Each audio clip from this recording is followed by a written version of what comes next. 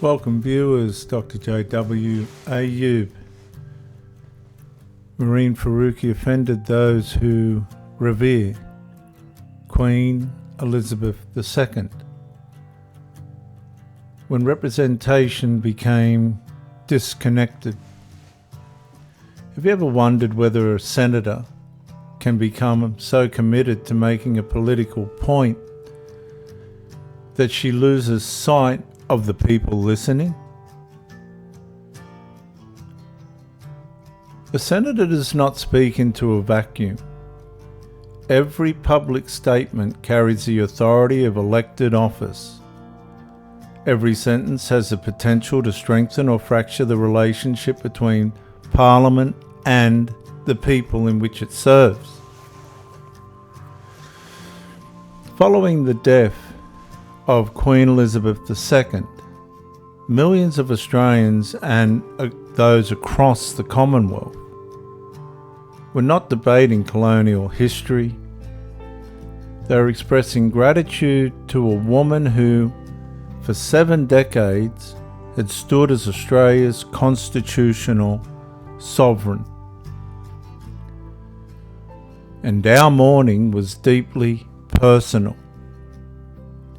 It reflected family tradition, military service, civic identity, and respect for continuity.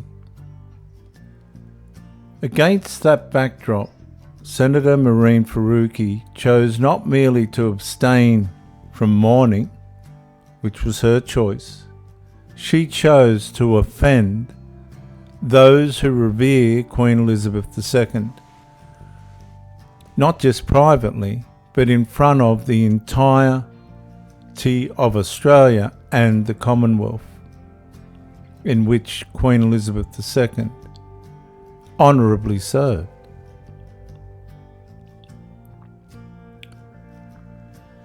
Faruqi used the occasion to publish one of the most foolish and strongest moral indictments against herself possible,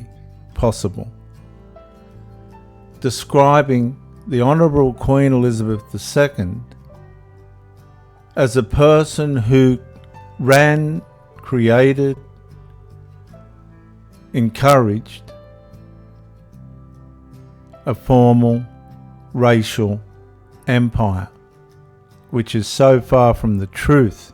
It's unimaginable that somebody could come up with such an idea. What sort of a mind creates that kind of idea? Viewers, Australia is one of the most welcoming, multicultural countries in the world. And for the majority of citizens, this issue was not disagreement over history. It was the belief that our grief had been used as a backdrop for a political radical declaration that had nothing to do with the spirit of Australia or the Commonwealth. The majority viewed the comments of Mahreen Faruqi as demonstrating little to no sensitivity towards Australians or the Commonwealth, whose respect for the Queen Elizabeth II, had been formed over 7 decades, a lifetime for some of us. The result was predictable. Instead of encouraging thoughtful discussion, the statement intensified division. Yep, Mahreen Faruqi's ambassador for unity statement intensified not just division within Australia, but right across the Commonwealth.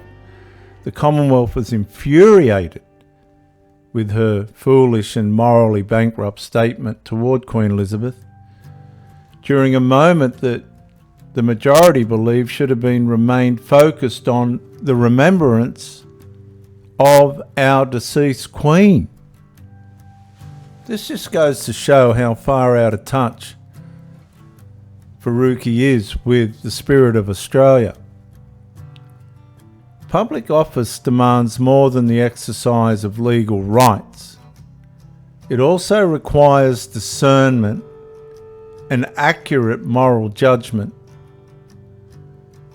Citizens who these politicians apparently serve expect their representatives to recognise that some national moments call for restraint and wisdom rather than confrontation and foolishness and disrespect.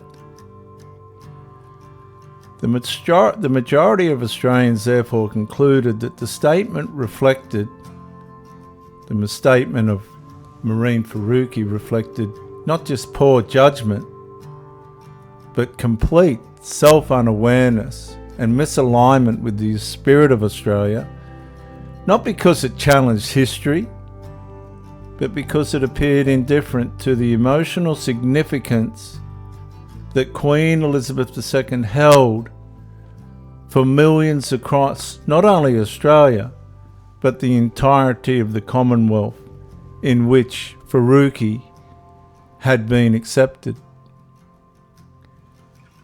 In a representative democracy, that perception carries consequences for Mehreen Faruqi. May not be legal, but definitely by perception. Trust is not lost only through unlawful conduct. It's lost through disrespect. And it can also diminish when citizens conclude that those elected, as in the case of Mehreen Faruqi,